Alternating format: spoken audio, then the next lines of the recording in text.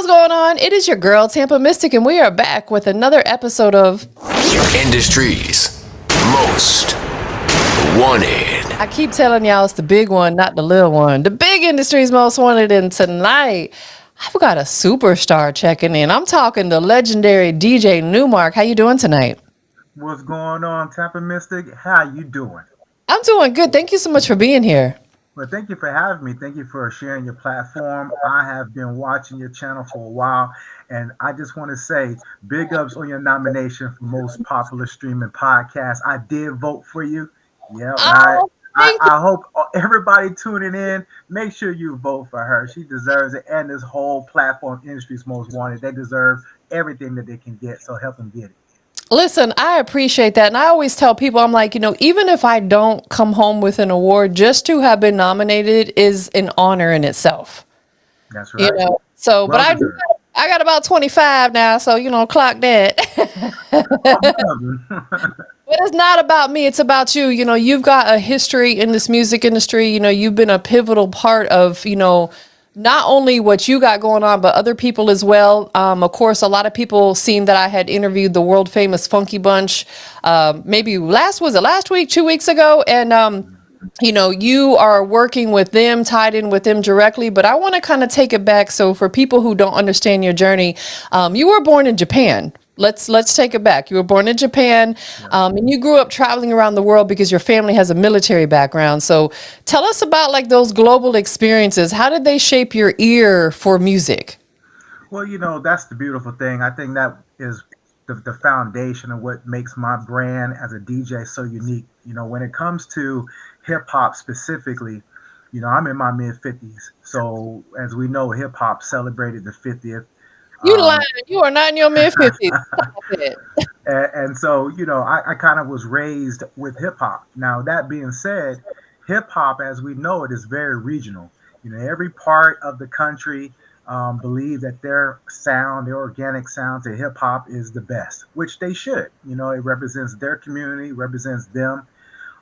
So with me traveling to different communities, even overseas, I like to consider myself one of the first ambassadors of hip hop, if you will, because I wasn't anchored to any particular sound, any particular regional influence.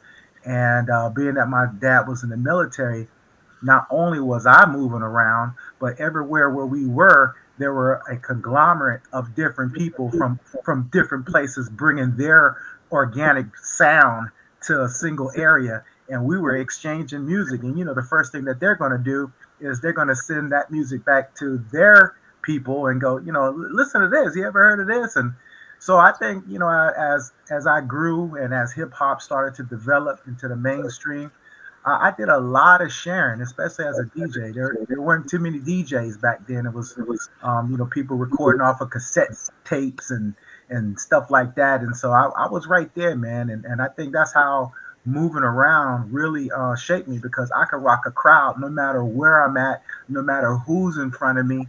And a lot of DJs seem to struggle with that at times. Let me ask you this. DJing has obviously, just like everything else, has evolved over the years.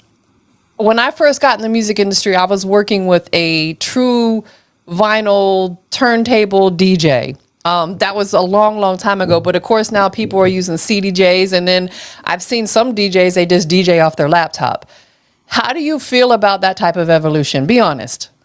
We can even take it another step further. There's DJs on their cell phone. I was at a party in Charlotte, North Carolina, where this DJ was literally walking around on his phone DJing, and he was scratching and he was doing all the things that you would expect for a stationary DJ to do, and he was walking around with it. I like the technology. Of course, there's good and bad in everything. There's yin to the yang, up and down. I think the technological advancements is wonderful, but I also think as the technology increased, a lot of the art form of DJing decreased.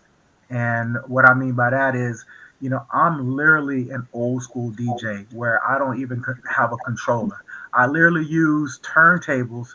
I'm not doing, crates and crates and crates of records. I am, digital with that part, but the feel and the essence of DJing, I can't find um, unless I'm on some actual turntable. So I like the advancement, but I also recognize that times are changing, and even in music, not just DJing, music in general, hip hop and R&B specifically is changing. So it is what it is. Absolutely.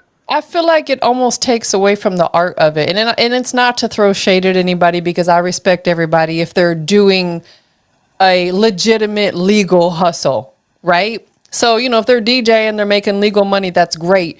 But I feel like also too that it's important that they learn the history and the art of it as well. Like I feel like if I was ever to become a DJ, I would want to learn how to like, scratch and, like do all that stuff. I wouldn't want to do it off my phone because, I just feel like that almost takes the excitement out of the craft itself. Well, I think you're absolutely right. There is an entertainment value that I kind of alluded to that's changed. Again, you could just look at just entertainment and performance in general. In the 90s, which is my era, the era that I stick to, is you couldn't be a performer if you couldn't dance. You couldn't just like look at all the rappers. They didn't just stand around necessarily. Most of them had to learn how to dance, and you don't even see rappers or R&B or whoever like actually dance. They'll have dancers with them, but they're not actually dancing with them. So that's just part of the evolution of music, and in DJing, it's no different. There's a entertainment value that you kind of lose. But again, the technological advances makes things a lot easier in a lot of aspects as well that I can respect. Absolutely. And, historically, too, a lot of artists, from like the 90s era or before or slightly after, all were known for having their own DJ. You know what I'm saying? So it's like, okay, if we're going to see so and so, we're going to see DJ so and so because that's their tour DJ that goes on tour, and that chemistry is there. And I feel like that is missing because it's rare now that we hear about an artist and we know who their DJ is, if that makes sense. If they even have a DJ, a lot of them perform without a DJ. And as we know, the history of hip hop specifically, it all started with the DJ. And over time, the DJ started to fade to the background to where the MCs took center stage. And now, like I said, a lot of DJs they're gone. They're not even on the stage. A lot of the artists that you had on your platform here, I'll be interested to see their performance tapes to see if they actually had a DJ behind them or not.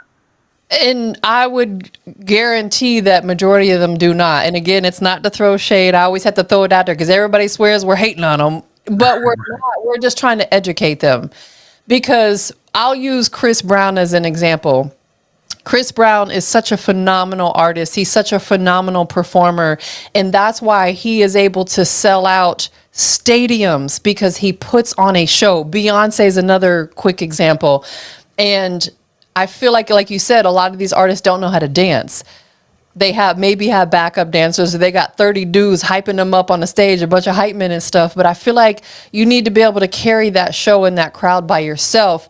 Just you and your DJ, perhaps, right? Shout out to the Funky Bunch checking in. Yeah, those are my guys. Yes, yes. Thanks for tapping in, fellas. Yeah, most definitely. But yeah, so it's like, I say Chris Brown because he was just here in Atlanta. And when I say that he brought the entire city and then some out, like it gives me chills thinking about how one person can literally bring tens of thousands of people out because it's a true art form. And I feel like a lot of that is missing with some of these younger artists today. Absolutely, and that goes partly with the technological advances. Back when hip hop was in its most purest form, a lot of record labels had a thing called artist development, and they would not allow you to perform or release your music until you have went through this structured learning phase and learning how to perform, not having your back to the audience and certain things like that. Audience engagement, crowd participation, things of that nature was all a part of what you had to learn. And it was a frustrating part because a lot of artists felt that that was the gatekeeper. They were trapped. They signed this contract, might have received a little advance, but yet they had music that was not going to be released based upon the record label. Now you don't need that kind of record label. You can open up your laptop in your bedroom, make a song, record a song, upload the song, distribute the song. It's worldwide, and you don't have any kind of development.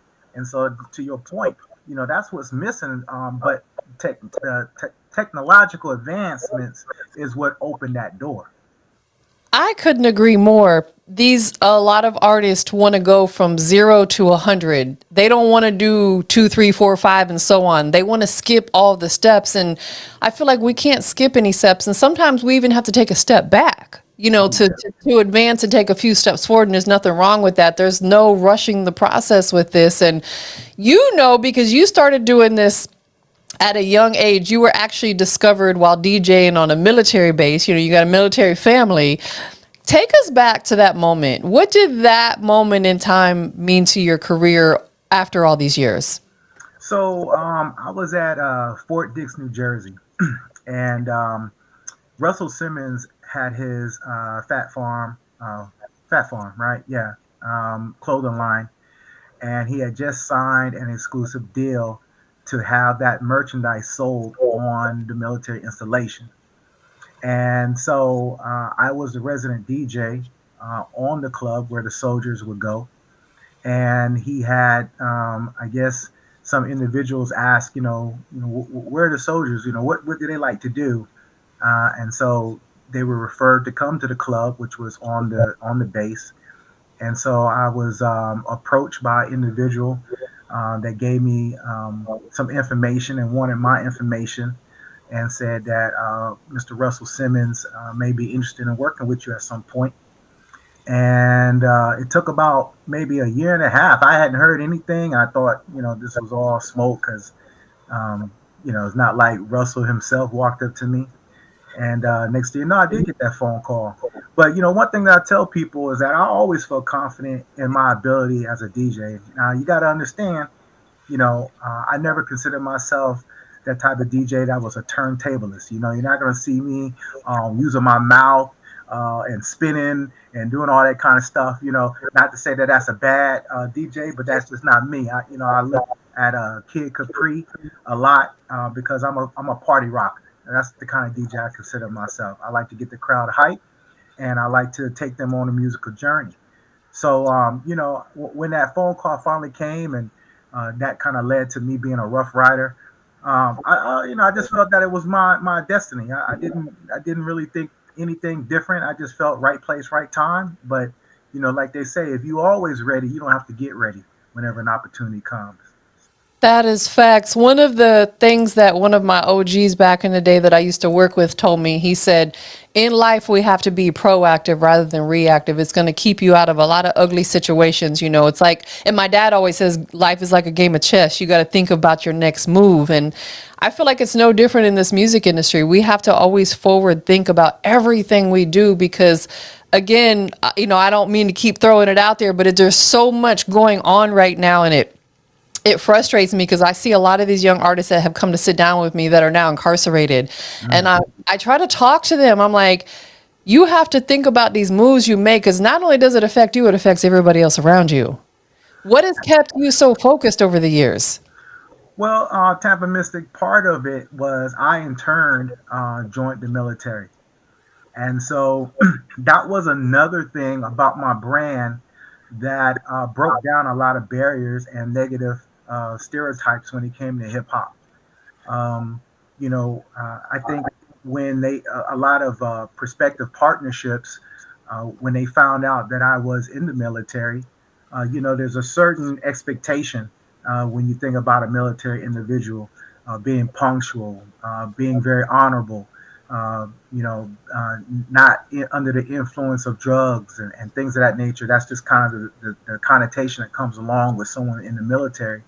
And then when you think about hip hop, like most music, sex, drugs, rock and roll, right? And so I think, especially when it comes to the urban sound, there's a lot of stereotypes that are negative, and I was given opportunity to represent that urban sound because I was in a trustworthy space of me being in the military. You see what I'm saying?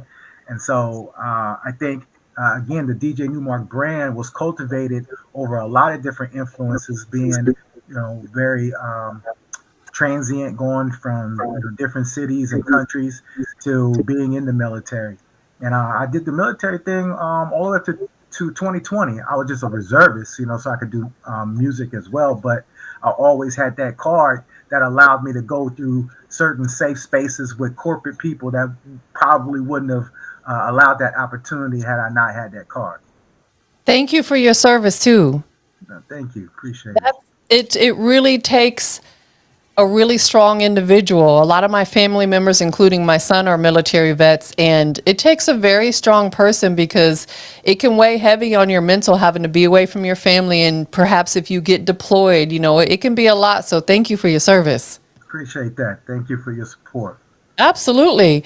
So let's talk about Grammy nominated platinum recording group that you're a member of, the world famous Funky Bunch. Let's talk about this.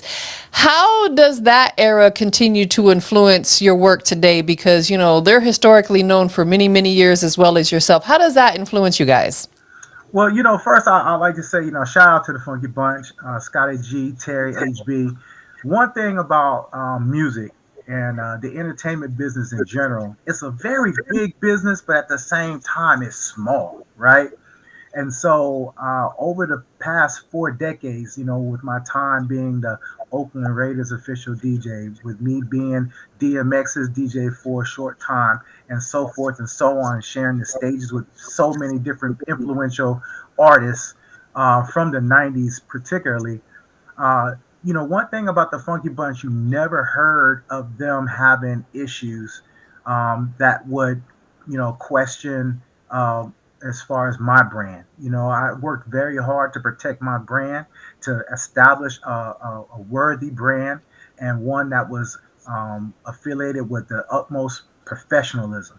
And so, being that I had always kind of been in the same spaces, 6 degrees of separation of the Funky Bunch, when I had an opportunity working with Scotty G to be able to come on board and contribute, I didn't hesitate because those guys, they are top notch, great men. And I'm not just talking about music wise, I'm talking about their core, their essence individually.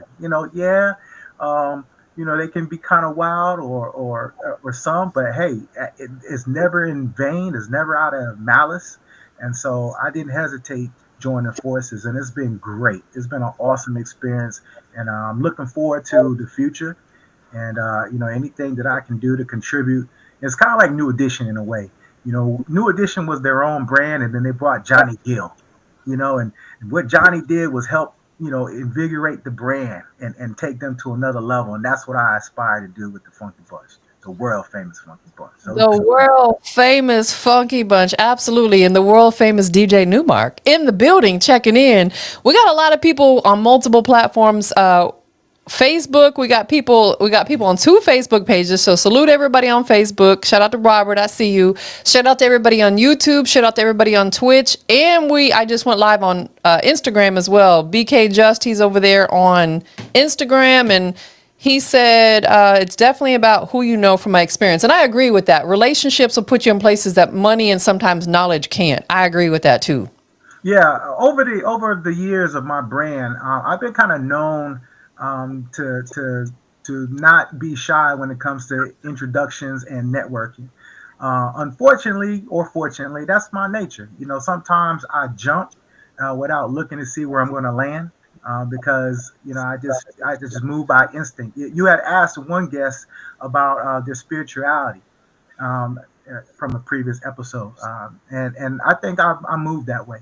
When I feel that someone's spirit is in line with my values, I jump. And sometimes I should have at least wondered why I was jumping before I jumped, or sometimes looked for where I need to land before I jump. But nevertheless, I jumped. And I just think that the spirit, again, the music industry is big, but it's small at the same time. I couldn't agree more. And I feel like the older, no, I don't want to say older, the more seasoned we get in life, right? We're seasoned because I'm in my 50s too. We're not old, we're seasoned.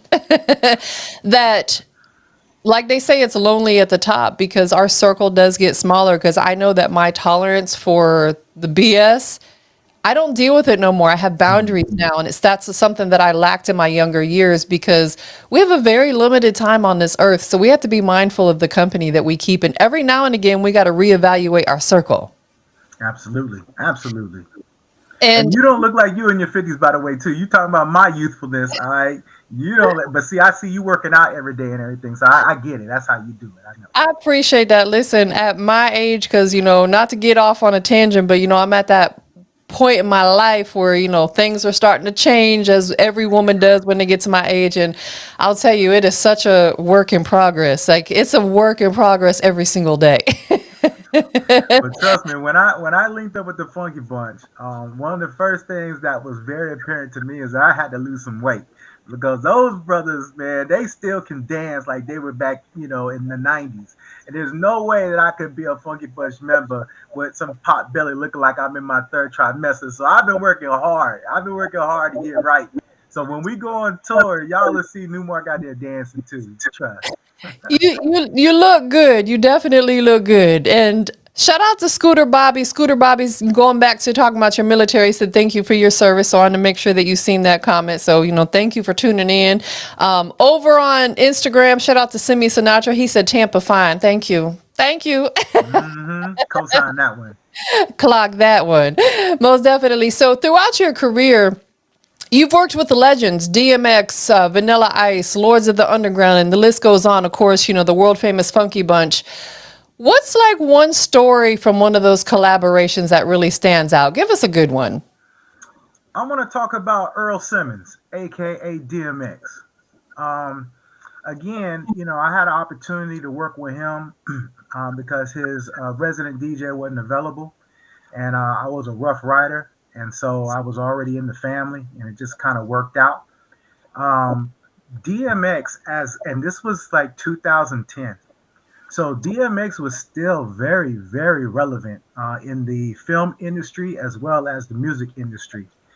And for an individual to have that type of status was by far the most down to earth, human, great natured man that I could ever possibly been around.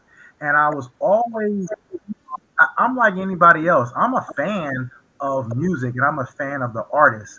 But I obviously I try not to fan out because you lose a little respect doing that. But inside, every time that I was around DMX, my admiration for him would just continue to grow because he was so genuine. And I've had the pleasure of meeting so many different celebrities, whether it's film, sports, or music, and they're good people and bad people. But for everything that people might have thought about DMX, I tell you, he was kindred spirit, man, definitely. Listen, absolutely. And the thing is, we're human beings. All of us are human beings. We all go through things. We all, from time to time, veer off from our track, our path. None of us are perfect. We're perfectly imperfect. And it's about taking accountability. And I feel like DMX is one of those people who he took accountability, up until the day that he passed, about some of the things that he did that people knocked him for. We're human. We got to give people grace. If you're not out here robbing and killing people, I feel like everything else is forgivable from there.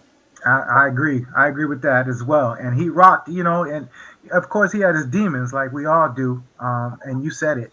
But I can tell you outside of that space, and if you only went by the public image, which I guess we all to a degree stand by, that's why I work so hard in cultivating my narrative when it comes to the public image. But just knowing the man behind closed doors, man, it's just something I'm glad I always had an opportunity to know him by.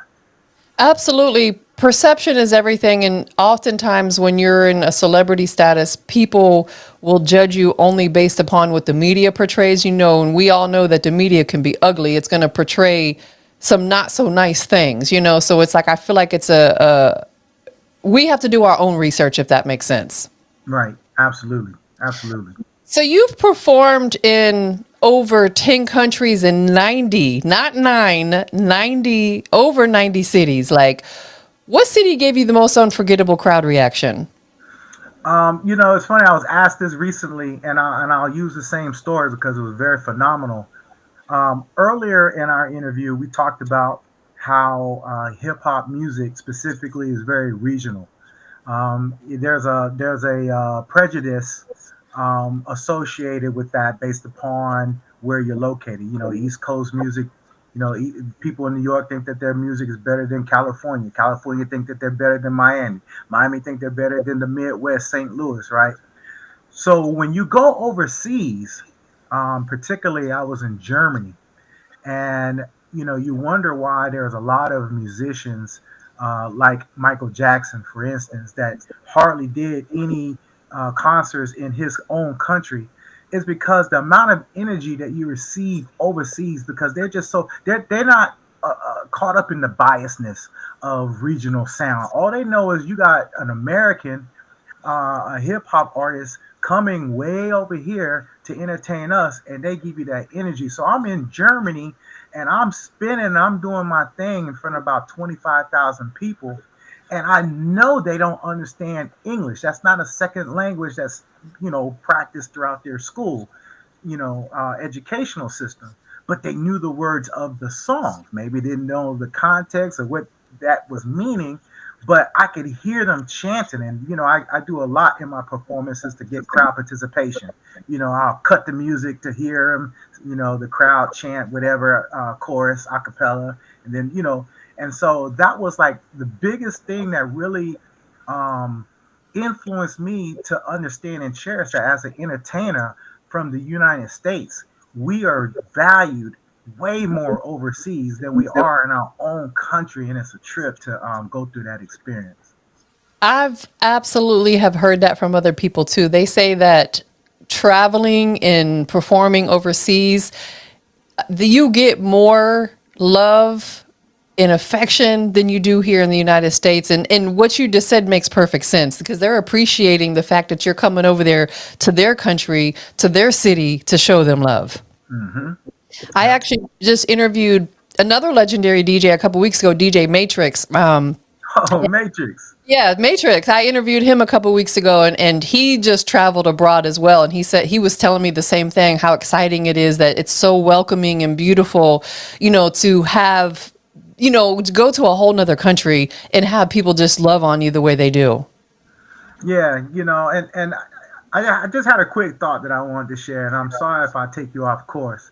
Something that I saw on a different platform about age and DJing. Apparently, the younger generation feels that there should be some age gap, or age cap, of when you stop performing. And I just want to tell your viewers out there that if you believe in that, I got to tell you, like, first of all, in the 90s, we didn't think that the music that we would make 30 years later, 40 years later, would still be relevant to where people would spend their hard-earned money to listen to. But in a sense, that's what's happening.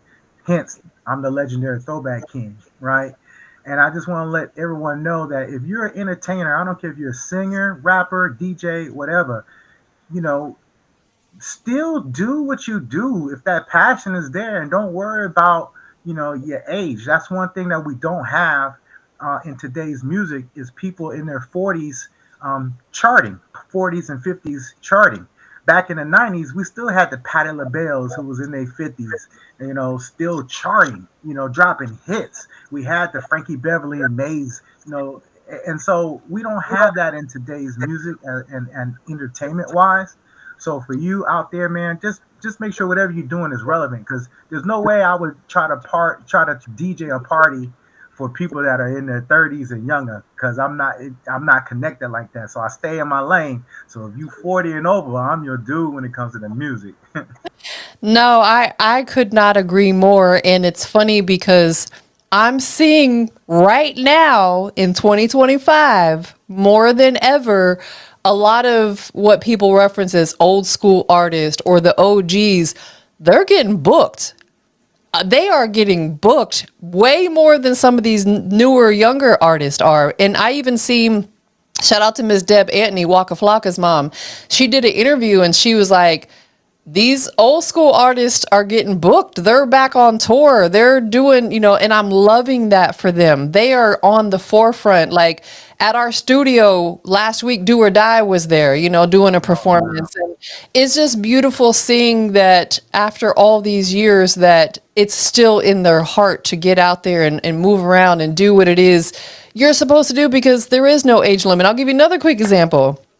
Warren G is my homie. Warren G was one of the first interviews I ever did about 15 years ago. So I always got a place in my heart for him because he gave me an opportunity when nobody really knew who TampaMystic was. And he had a post and he was saying how, talking about exactly what we're talking about, and Warren G is 54, which in my mind, 54 is not old, and he said that in his video. He said, I'm not old. And there were people in the comments talking about, man, you're old. I'm like, 54 is not old. It's weird to me that people who are 20 think that someone who's 50 is old. We are not old. Like, take me to 100, then you can call me old. But you know what, though, TampaMystic, in all fairness, we all thought that. I mean, that's actually how I got my start. In middle school, we had this DJ who I felt was old, but in hindsight, he might have only been in his late 20s, but he was playing Donna Summer and the Bee Gees, and we're talking late or mid 80s. So I wanted to hear Run DMC, LL Cool J, the Sugar Hill Gang. He didn't know that. You know what I'm saying? So I can understand the problem, though, that I have with that younger generation feeling that way is that they're forgetting their roots. They're forgetting. See, we didn't have a hip hop generation before us that we could sit down, the unks and teach us about the culture, right? So my problem is if these generations, Gen Z, feel that we're old, then won't you tap into some of this knowledge? Then that communication is not happening organically from my perspective. And whenever I have an opportunity to go to some of these open mic events and whatever, and see some of these younger artists, I try to even talk to them about stage presence stuff, and a lot of them don't even want to hear that. And that's crazy to me, man, that they wouldn't want to take mentorship. Absolutely. It goes back to, like you were saying, that there's no artist development. And I feel like a lot of them don't. They want to skip all them steps. And what I tell artists today, I'm like, if you want to call me old, that's fine. I don't get offended, because what I'm going to say is it is a blessing to still be alive. You know how many of these young people are losing their lives because of gun violence and nonsense? So to still be in my 50s and be alive is a blessing. Right. And, that's another thing about the Funky Bunch that I value, because I did a study quite some time ago when it comes to hip hop or R&B groups that were established in the 90s. And here we are, 2025. Here's a crazy statistic for you.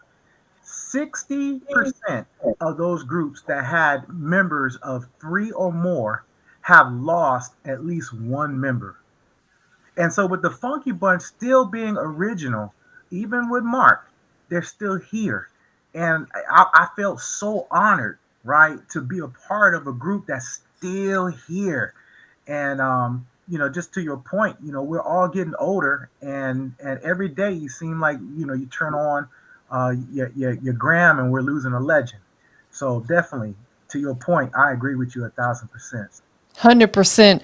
Do you have a few more minutes of time?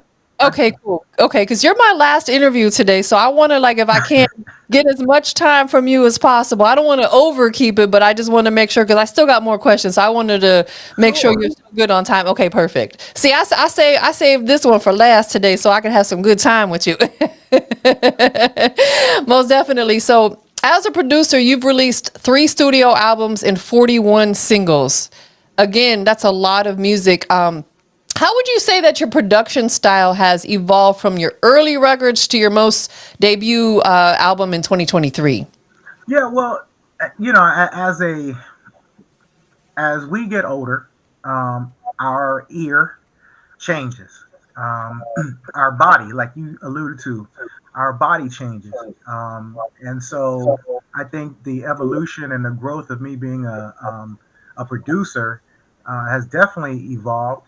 Not to say that my earlier work is not as good as some of the newer work, but the album that I dropped in 2023 was actually a compilation of different songs um, that spans 20 years ago up until now. So it's a double album. Actually, it has 19 tracks, and so some of them are from the early days. And yeah, me personally, I can hear a difference. But again, it's just like parenting. I have a 35-year-old and I have an 18-year-old. I don't look at me being a parent as any better or worse with my 18-year-old than it was when my 35-year-old was a child. But I can say that I learned a lot of different things along the way, and a lot of pitfalls that I was able to avoid raising my 18-year-old. So musically speaking, yeah, I did learn some things, and I appreciate all the music that I've done. Absolutely. It's all a part of our journey. Every little tiny bit, every little piece is a part of our journey. Absolutely. And So, I'm sorry, and shout out to all the artists. yes. I didn't work with any mainstream artists. I wanted to work with individuals that had a dream and it was hungry and was serious about honing their craft, and it was willing to take instruction from someone who's been there, and that's what I did. And so shout out to those artists. Definitely. Shout out to all the artists that are out there. BK Just, he's over on Instagram right now. BK Just, come join us on YouTube if you can. I'm looking at this because I'm watching it on my phone because the comments on Instagram, I can't bring them on the screen. So join us on YouTube so I can bring all your comments on the screen so everybody can see because he's dropping some good comments in the comment section. But on Instagram, it don't let me bring them on the screen. Instagram be hating. Most definitely. So, what would you say that you enjoy the most right now in 2025 about the process of everything you're doing as DJ Newmark? What do you enjoy the most? I tell you what, it is one thing and one thing only. That is bringing nostalgia back. One thing that we know about music is that music is an instant time capsule.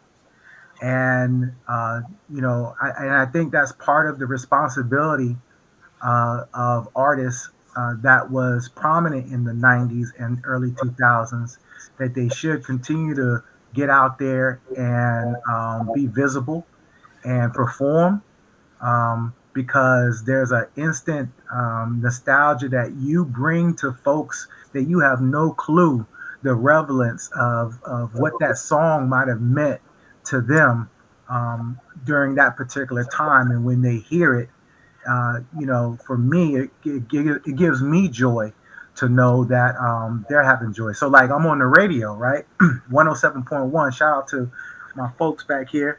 And we play nothing but classic hip hop, R&B, and freestyle music. And so, what I hear to my 21,000 listeners per hour is nothing but comments and feedback about the nostalgia of how the music makes them feel. And as a DJ, you've got to be service oriented, right? You cannot be selfish. Well, there are some selfish DJs out there, but for me, I come from a different cloth. I play what people want to hear, whether how I feel about it or not, because that's not my job. My job is to deliver music and time warp people to a better space and place in their life. And when I can do that, it makes me feel great.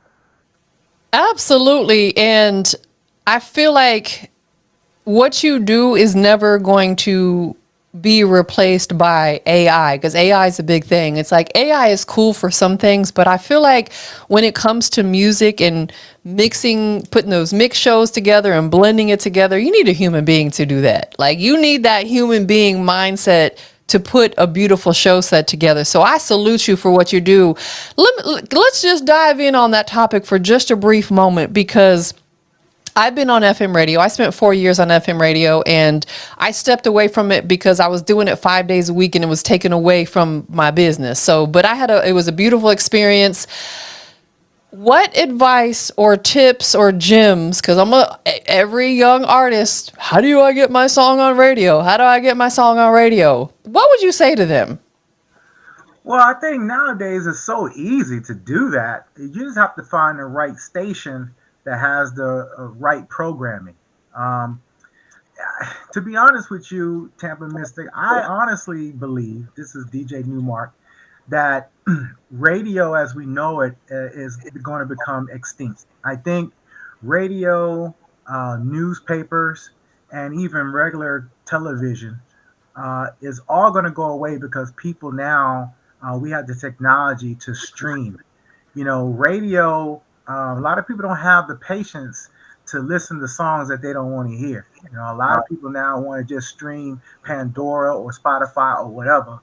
So, I just think that for those artists that have a need to want to hear themselves or get opportunities to get on the radio, they just have to, reach out to all these radio stations and find out whatever program director, what's their format? Do they, what's their policy for submission of local music or regional music?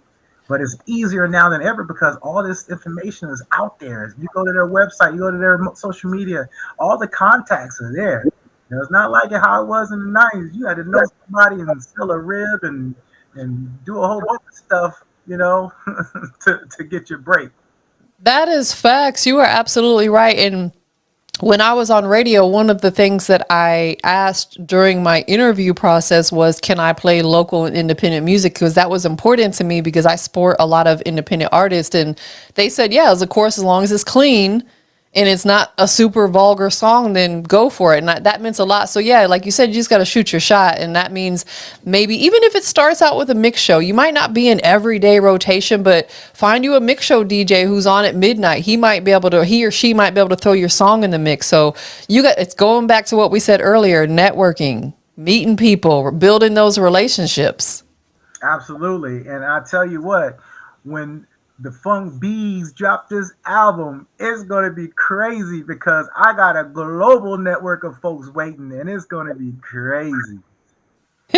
Well, we're definitely excited about that. So, how do you balance honoring like that throwback era that we love so much of hip hop and R&B, but still keeping the sound fresh to what people want to hear today?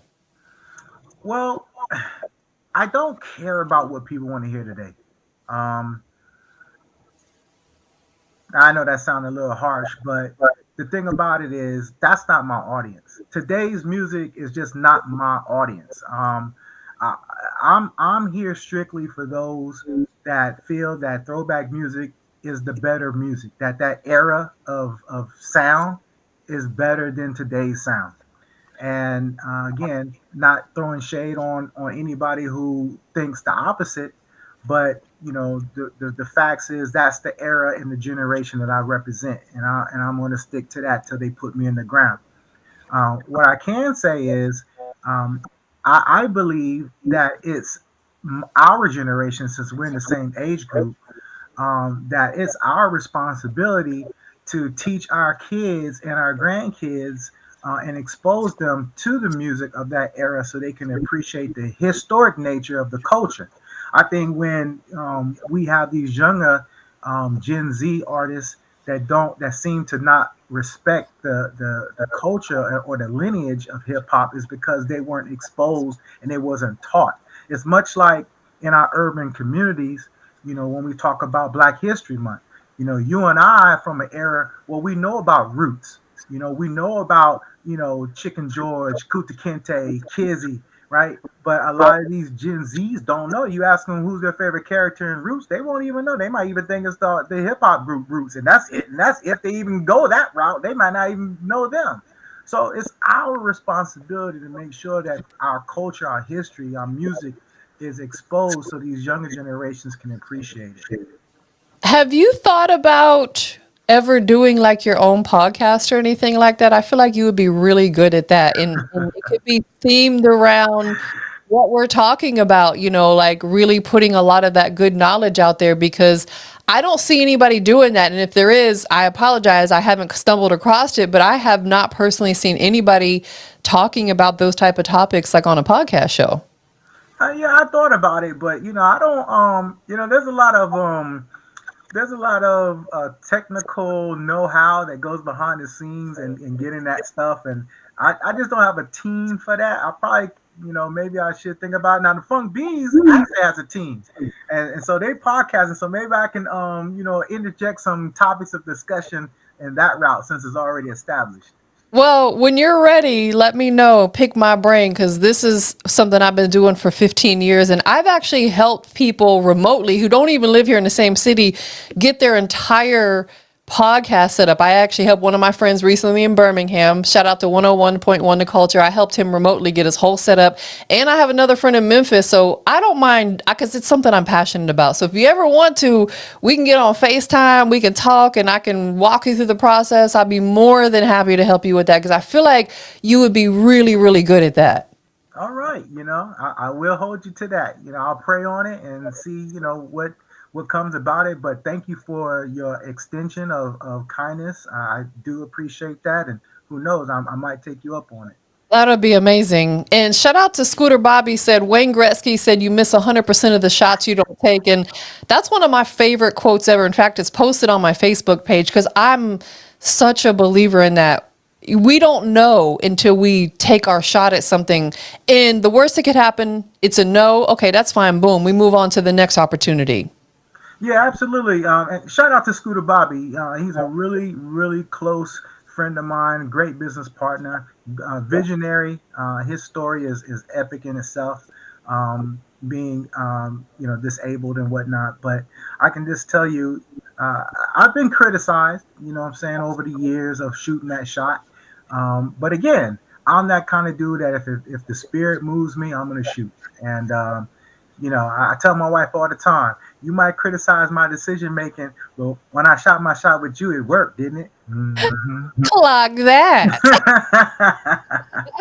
No, that is facts. And I'm a big believer that when God calls us to do something, we have to be obedient to it. We have to, because we'll know. We will hear it or see it loud and clear. God is going to call us to do things, and y'all have to be obedient to it 100%.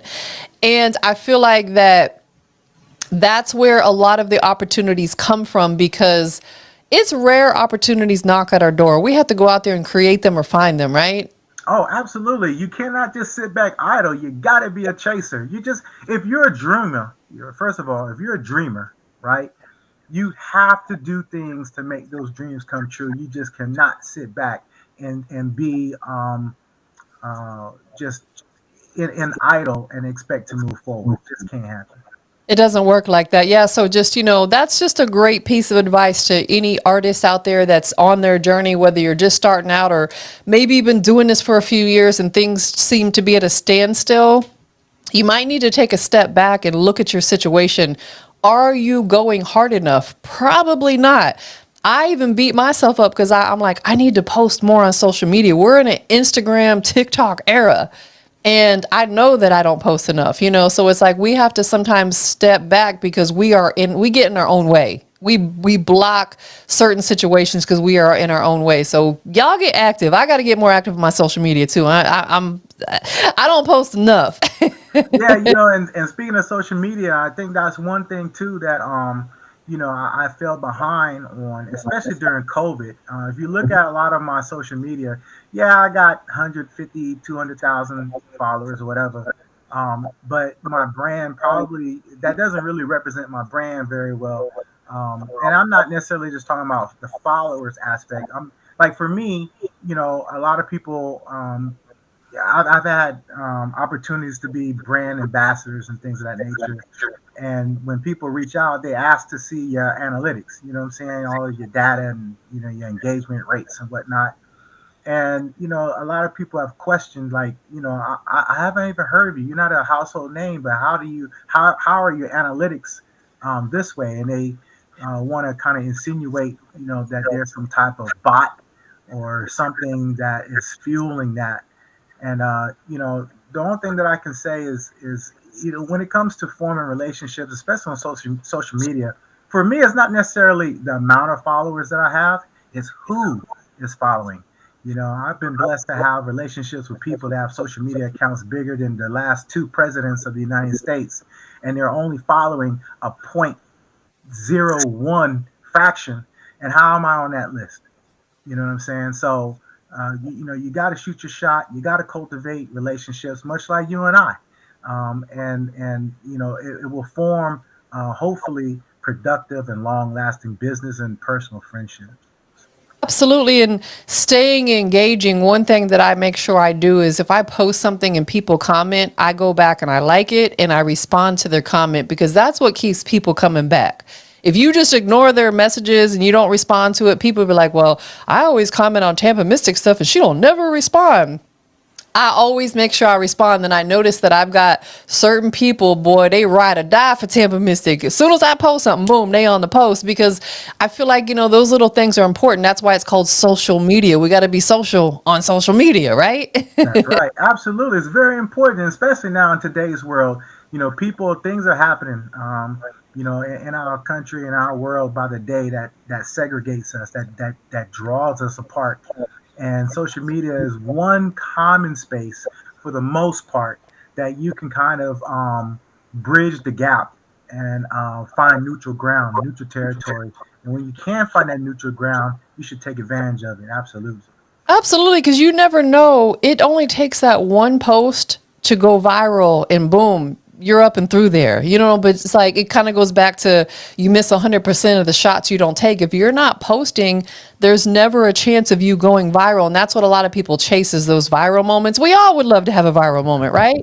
But it's never going to happen if you're not posting regular, and engaging with the people. Let me ask you this. You've been doing this for multiple decades, and I commend you for that. You've been doing it for a long time. What do you think is the key to longevity in the hip hop culture? Knowing who your target audience is. I've talked to so many hip hop artists and R&B artists that are no longer recording new music because it's not that they lost the will or the desire to perform. It's just that they feel that their target audience perhaps has pivoted, and so they're not wanting to try to put a product out there for the demographic of people that may not appreciate it the way that it's intended. Again, music is an art form. That's why they call them artists. And so to have longevity, you got to know how to pivot, and you got to know how to. I look at LL Cool J, good friend of mine. We're mutual followers on Instagram, all that kind of good stuff. And he considers him the GOAT, the greatest of all time. And I actually would agree with that. Not from a standpoint that lyrically he's the best or anything like that, but you talk about someone who's every generation. I think he's 10 albums or so in. He's making bangers, and he's still very relevant even outside of the spaces of him being an actor. He still never forgot, his roots and the essence of what drove him to be an entertainer. And for individuals like that and Will Smith, that are constantly trying to reinvent themselves and find the audience that maybe may look different than it did when they first started, you got to commend them. So me as a DJ, I don't try to reinvent myself. I just try to continue to play for the generation like us or those that appreciate the older music.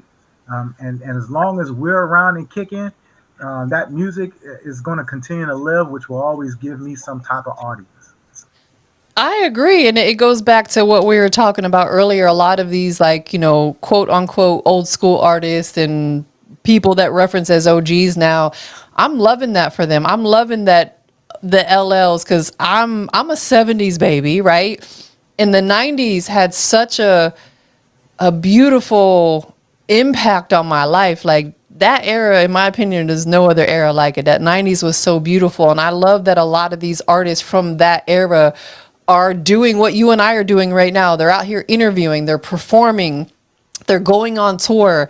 I just also interviewed Jace For Real, the lead singer from Soul For Real, recently. And what a great interview that was, and it leads you into all these other situations. And it's like, it's so beautiful. And shout out to everybody over there on Instagram. I see you guys.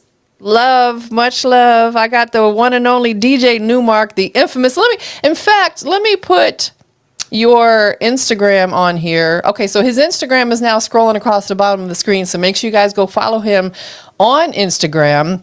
Yeah, DJ, yeah. And you know what? Let me just say this. I'm sorry to cut you off real quick, because in my mid 50s, I might forget what I was about to say. Um, I'm gonna stand on my soapbox for at least 45 seconds, real quick. What frustrates me at times, and again, no shade on the younger DJs, no shade on the promoters that are doing these great throwback events. Um, but the question that I got is, if you are a promoter, you're a venue owner, you are a manager, you're whatever you're doing, and you're booking these so-called old school or throwback events, why are you getting these young DJs to play music that they won't have any emotional connection to?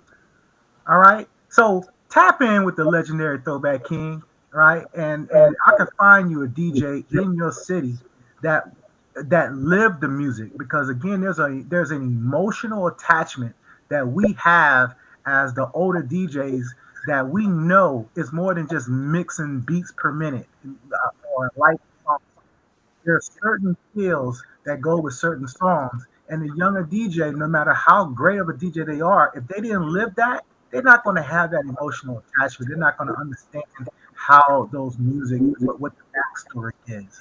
So, I appreciate you all out there having these old school throwback events, which is great because it keeps the music alive. But come on, you could do a little better with the DJ choice. I could not agree more because I'm not a DJ, but I've been doing radio for a long time, and I feel like if I was going to be a part of an event, a throwback event, someone like yourself or myself would fit in there because we lived that era. We lived through it. That was like the one of the prime times in our life is living in that 90s, that 80s era. And it's almost like I sit down with a lot of younger artists, and I'll be honest, sometimes I have to really dive deep to understand them because I'm old enough to be their mother. So it's kind of on the opposite side, not saying that I can't do a good job, but if they go sit down with an interviewer who's 25, they could probably connect and relate with them a little bit better versus someone like myself who's old enough to be their mom, right? And it's the Absolutely. same thing. Why would you hire an 18-year-old DJ, a 20-year-old DJ to DJ an 80s throwback party? Make it make sense. They weren't even alive then. The only thing that I can speculate, and it's mere speculation, I have no data to substantiate what I'm about to say. But probably because those younger DJs are not charging their worth. That's probably the only thing that I can imagine. And That's what I'm so, saying. It's about that money. It's that moolah. They probably charging them $50 or $100, and I mean, but what they don't understand, these promoters don't understand, is if you throw DJ Newmark on your flyer, right? For those people who know that music, they may not know DJ Newmark, but a quick Google search will catch them up to speed, and that gives them more incentive to even come, because now they're getting more bang for the buck. It's not just the music, but it's a performance, it's an essence, it's a background to the story that's also going to be there to the experience. absolutely. And that's what I feel like people pay their hard-earned money for is the experience. It's the aesthetic of walking in there and what you're doing. You live through that era of music. It's definitely about an experience. Kind of same thing I said going back to like a Chris Brown. I feel like he's one of the artists right now in 2025 that's still on the younger side that gives people a real experience. You're going to get every penny's worth when you go to that. Just like if you come to a DJ Newmark show, you're going to get your money's worth and then some. You're going to go home with a great experience. Absolutely, that's what it's all about. It's not about me, it's about you. So, looking ahead, what would you say is one goal or project that you still want to accomplish that perhaps your fans, your followers would not expect from you? Well, I have a movie that I have a role in. Shout out to director, producer Ebony Elliott. I am featured in a movie called Child Support 2. And on the 20th, which is next Saturday, it premieres. And so in West Palm Beach, we're actually going to have a premiere. but it's scheduled to be released on Amazon Prime and Tubi and some more of the digital platforms because Child Support One is currently on those platforms. So I took a little acting, from somebody who our group knows very well, and I kind of took a page out of his book to go Hollywood, and I gave it a spin. So I think that's the one part of the entertainment sphere of what DJ Newmark is that I'm looking forward to doing more of. It was quite challenging, but rewarding at the same time because my memory's bad. Like I was just telling you, I'm gonna forget what I'm about to say if you don't let me get it out. And those lines was, child, it was something for me to have to work through. But I did it, and I want more of it. I want that smoke. So being a total entertainer, going into the movie space, being an actor is something I look forward to. I commend you for that because I'll be honest, I've been asked a few times to appear in film, and that was always my biggest fear is I'm not going to remember these lines. And I've done a couple of them, but that's because they allowed me to somewhat improv, like still stick to the script, but kind of make it my own. Because that whole verbatim thing, the way my mind is set up, I don't know. So I commend you for that. So Child Support 2 coming soon to all the digital streaming platforms. I have to definitely make sure that I tune in and watch that. And we can anticipate to see you in more upcoming films as well. Yes, hopefully, or commercials or something. I don't care. I'll do Bengay commercials, baby oil commercials. I don't care. I'll do anything. I look. As long as it doesn't go against my morals or integrity or is illegal, I'll do it. Have you done any type of like voiceover work? No, funny you should say that though. I have. Okay, so I to get this opportunity, I was part of, or I am part of a talent agency. And being that I'm in radio, I'm a broadcaster, there have been several opportunities for me to do voiceover work, whether it's for commercials or cartoons or animated. Um, but the talks just didn't they didn't finalize. But again, the DJ Newmark brand is open to any and all opportunities. And yeah, if anybody, and it's funny, we talked about AI, right? Did you know that my talent agency had me record like 2 paragraphs so that the AI can capture my voice, my speech pattern, and my accent? And so I heard commentary that was my voice. Now you want to talk about a brain like scrambled eggs? Like I was like, wait a minute, I don't remember saying none of this. But it was me. It was, and it could flip it in different languages too. I was speaking in Spanish too. I was like, "Whoa, Poppy got it going on." It was crazy. But yeah, I'm looking forward to doing that. That is crazy and amazing at the same time. And they can even like, if you can take a picture of yourself and they could turn it into a video and it looks just like you. It's insane what AI is doing now. So make sure y'all be careful because sometimes you can get catfished with it. Right. Definitely. So my last question that I do want to ask you is you're known as the legendary throwback king, like we've talked about. What does that title mean to you personally? It's something that was bestowed on to me quite a few years ago. It was kind of like in a joking manner because I've been very vocal and very public about me not wanting to pivot to today's music. That I want to stick with my generation, and so like I said earlier in our conversation, it gives me extreme joy to know that I can play music that resonates a positive time frame in someone's life, especially when they haven't heard the particular song in years, and for me to play that and get the feedback is why I do it. Again, I can sit in my bedroom or in my car and listen all day, every day to music, but I don't get the same sense of enjoyment unless I'm hearing the feedback that song selection made for somebody else. I love it. I love it. I know I kept you double the amount of time that I said I was going to, but this was such a beautiful conversation. I really appreciate you. You dropped some beautiful gems, You took us on a short memory lane, history lesson through a lot of different things. DJ Newmark, thank you so much for being here tonight. TampaMystic, thank you, and God bless you and your team and this whole channel as far as industry's most wanted. I've been watching. I'm going to continue to watch. Nothing but peace and blessings and success for you. Absolutely, and I'm looking forward to the time where we can do this in person. Same thing with the world famous Funky Bunch. We got to get this in person at some point in time. Yeah, you make sure there's a lot of room. You get all four of us in there. It's going to be wild. Wow, we're gonna make it work, baby. You better believe it. Any gems or tips or last words that you want to leave with people who are tuned in, whether they're on YouTube, Instagram, Facebook, Twitch, or if they see this at a later date?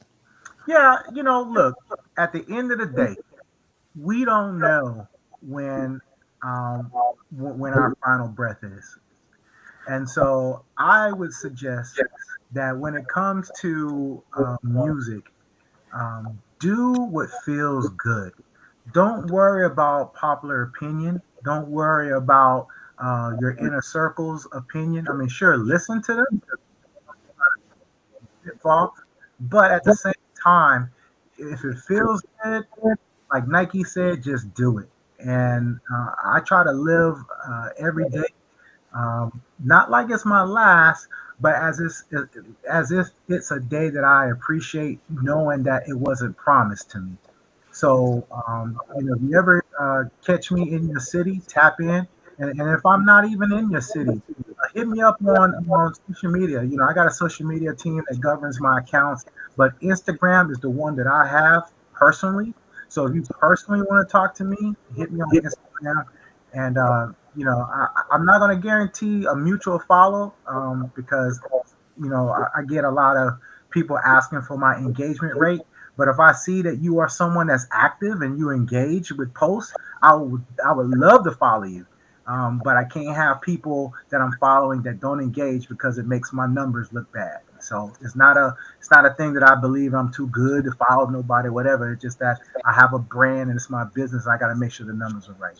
That makes perfect sense. I'm always trying to purge mine because I feel like I'm following way too many people that never, ever, ever engage with me. And what's so dope is every now and again, I'll go through and I'll see some people that I've been following that I haven't seen a post from them in 2 years. So I'm like, okay, I'm going ahead and unfollow them. I notice that every single time that I unfollow a couple people who I haven't seen on my timeline start showing up. So I feel like we have to purge our accounts and, every now and again and get rid of some of these dead accounts that people aren't active on. That way we can start seeing the posts from people who are active that kind of get buried and tucked away because we're following too many people. Yeah, negative connotation. I get a lot of DMs. Oh, Newmark, you stopped following me. And I just want to just say again for the record publicly, it's not that I think I'm better or whatever, or you're not worthy or whatever. It's just that it's a brand, and I have to protect the brand and the image when I want to, work through social media. They want to see the numbers, and so if you're an individual that just watches people, then that's fine. You can follow me, but I won't be able to follow you back. I'm glad that people want to watch what I'm doing, but I'd much rather you engage with me because I love to engage back with you. No, you are absolutely right. Because real quickly, just to touch on something you said earlier, back in the day, record labels had artist development. Now it's about how many numbers do you have? What does your streams look like? Because I had a good friend of mine. She appeared on American Idol. She's doing big things, and she sat down with a label. And one of the first things they asked her is, "What does your Spotify numbers look like?" Like. It's not about how much it's about how much of an audience are you drawing in because they're thinking money. Absolutely, your influence level. Mm-hmm. Definitely, 100%. DJ Newmark, who do you want to give thanks to? I know you've been doing this a long time. You've had a lot of people loving you. Who do you want to give thanks to? Well, first, obviously to the Most High, and then it goes my family. I put my family through a lot. A lot of times they had to take the back seat, whether it came to my military commitments or my musical commitments. But they understand at the end of the day that ultimately what I'm doing is I'm trying to build a legacy that keeps my family name in a high standard and my entertainment name in a high standard, even after I'm gone. And so for future generations, this is what all of it's about. Definitely want to give a shout out to my Funky Bunch brothers. They welcomed me with warm arms. I couldn't have asked for a better situation. Um, and all of the millions of people throughout my 40 years of public service as a DJ that have supported me. Again, I do it for you. I do it for everyone out there who has a little bit of love or desire for the culture of hip hop and R&B as we know it, especially from the 90s and 2000s era. I want to thank you for allowing me to share your platform. And again, I'm here. I'm accessible. I'm not one of those kind of people that are untouchable. Connect with me on IG specifically. But if you're not rocking on IG, connect with me on whatever platform you use. And I'll see you when I see you. I know that's right. And his Instagram is scrolling across the bottom of the screen. So go hit that follow button. But more importantly, engage, engage, engage. Oh, I got one last thing too. Recently, I released some merch. Okay. And so this is my opportunity to kind of have something that's tangible that I can share with those people who support me. So if you're interested in looking at my premium t-shirt line, you can go to djnewmark.com. That's an example right there. That's one of my shirts. I have 3 lines. You can go to djnewmark.com or you can go to my Instagram. And the thing about it, everything that you see, like TampaMystic is showing up, there's a link that will get you more information about the shirt. And all you got to do is hit the link and talk to me. Let me know what you need. Let me know what you want, and we'll make it happen. I love it. Thank you so, so much for giving me extra time tonight. Thank you for being here. I can't wait for us to do this in person, though. No doubt. Listen, everybody that tuned in tonight on Instagram, Twitch, Facebook, YouTube, gratitude to everyone. Definitely shout out to your family, Scooter Bobby. Thank you for, the input. BK Just, shout out to Robert. I'm trying to scroll through here. Of course, the Funky Bunch. Everybody that tuned in tonight, we definitely have gratitude and thank you. DJ Newmark, it was a pleasure. It was an honor. You guys enjoy the rest of your